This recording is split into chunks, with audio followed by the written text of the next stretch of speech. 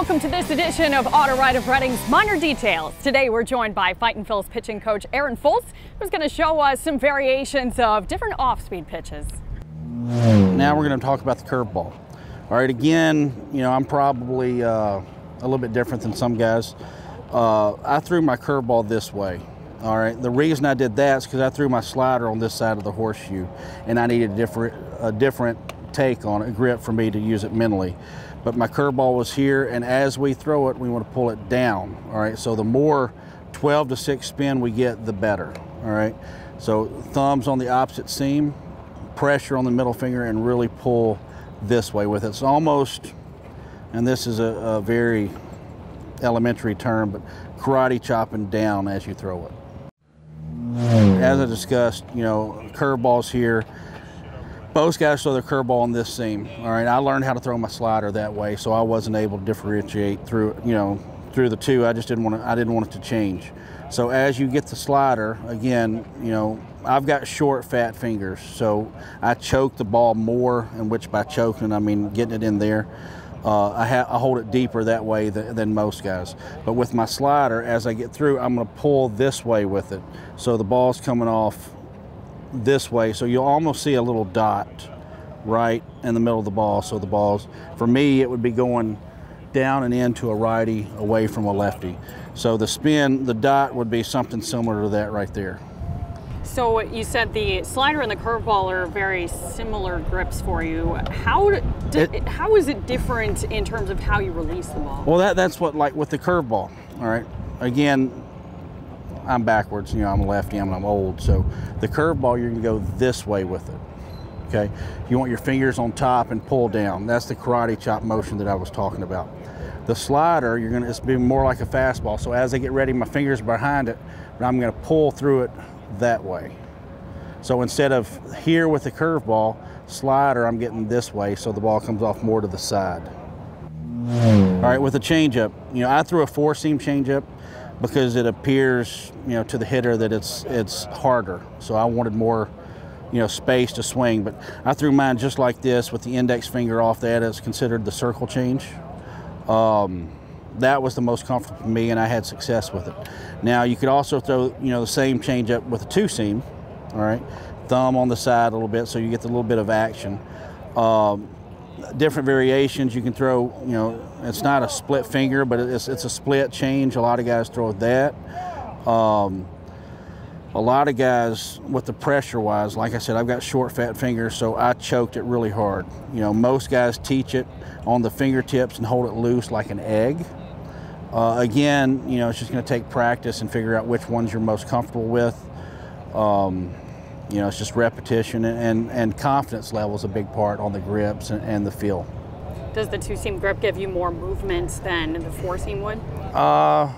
For me, all right, as you throw the changeup, all right, as your hand goes through, most of the times you pronate a little bit, okay? So the ball's coming this way, so it's going to come off sideways anyway. I pronated quite a bit more, so I don't think the 2-seam would have made any difference to me as far as more movement.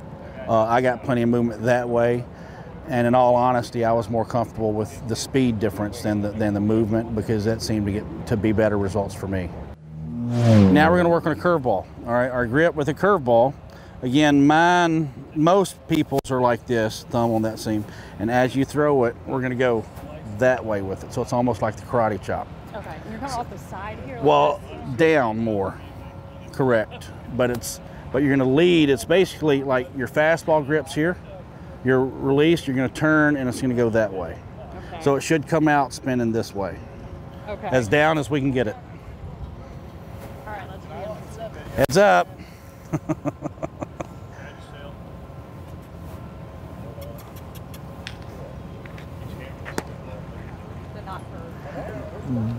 It was a strike. Surprisingly enough, that's actually the only difference in that is your ball was going more sideways, which means we kind of got around it, which is okay, but it would still be considered a curveball.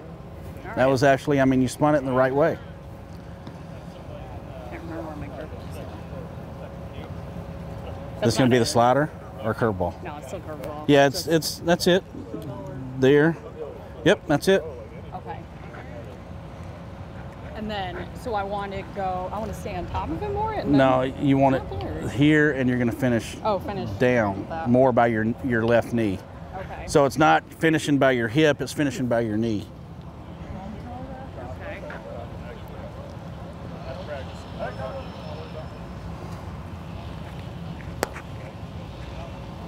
Not any better? No. No, you stayed more behind it as opposed on top of. The other one's spin was probably better for a curveball.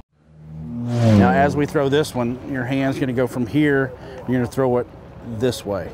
It's almost like your fastball wrist there. Your slider is going to be slightly turned and pull through. So you pull the side of the ball through it. Okay.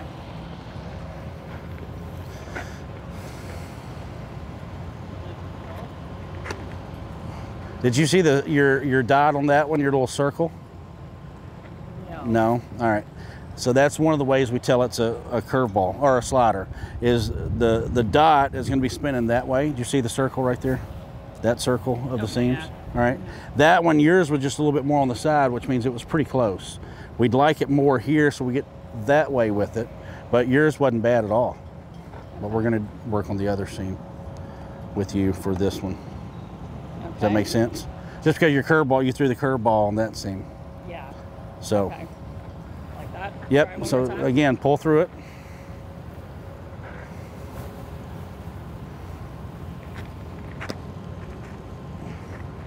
That was pretty impressive. That was really good, especially for your second time doing it. That was really good. Take it. So the changeup's going to be probably the toughest pitch for you to throw, being as how your hands are a little bit small. So again, I want mine this way because that's the four seam, okay? Thumb's going to be directly underneath. This one can be wherever you want it to hold the ball in place, all right? This is basically your velocity finger. The more this is on the ball, the harder it's going to be. So if you can throw it, off to the side that way, and you throw it just like a fastball, nothing changes but the grip. Okay. And again, your pinky is just there to hold the ball wherever you need it. And this finger is, it can hold the ball as well, but we don't want any pressure on it because that's how it's going to make you throw harder. Correct. Okay. This is a four-seam grip. Right. Four-seam changeup.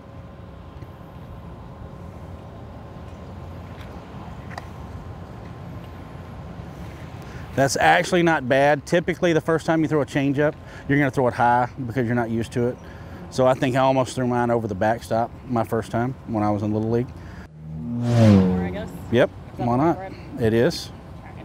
Well, we want. Oh, my. No, that's all right. We want to be able to pull with the tips of our fingers. Okay. That's what we pull and spin ball with. There you go. That's it. All right, so today we learned about curveball, slider, and changeup grips. How do you think I fared with those? Surprisingly enough, you spun the ball pretty well, which was a big surprise. It's harder than it looks. And Fightin Phils pitching coach Aaron Fultz, thank you so much for joining us today. Not a problem. Thanks for joining us as well on this edition of Autumn Rite of Reading's Minor Details.